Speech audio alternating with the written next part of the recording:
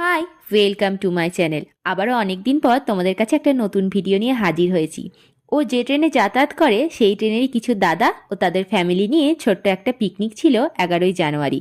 পিকনিকটা হয়েছিল জিয়াগঞ্জের আমইপাড়া কালীবাড়ির পেছনেই একটা বাগানে। পিকনিক স্পটে পৌঁছে কিছু ব্রেকফাস্ট করার পর শুরু হয়ে গেল বিভিন্ন রকমের অ্যাক্টিভিটিস।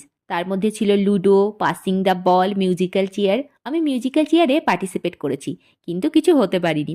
জানো, ছোটবেলায় যখন স্কুলে স্পোর্টস হতো আমি প্রত্যেকবারই পার্টিসিপেট করতাম, কিন্তু যখন কিছু না হয়ে বাড়ি ফিরতাম বাড়ি এসে খুব কাঁদতাম। আর মা প্রত্যেকবারই আমাকে সান্ত্বনা দিত, এবার কিছু হোসনি তো কি হলো, পরের বার আরেকটু ভালো করে খেলবি। এই সমস্ত খেলাধুলার পর ছিল কিছু সাংস্কৃতিক অনুষ্ঠান, নাচ গান, বাচ্চাদের কবিতা আবৃত্তি।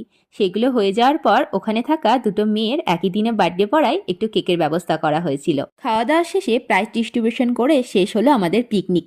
নেক্সট ভিডিওতে তোমাদের দেখাবো পিকনিকে কি কি খাওয়া দাওয়ার ব্যবস্থা ছিল। তোমাদের যদি এই ভিডিওটা ভালো লেগে থাকে তো একটা লাইক করো এবং আমার চ্যানেলটা সাবস্ক্রাইব করবার পাশে থেকো। Thank you for watching.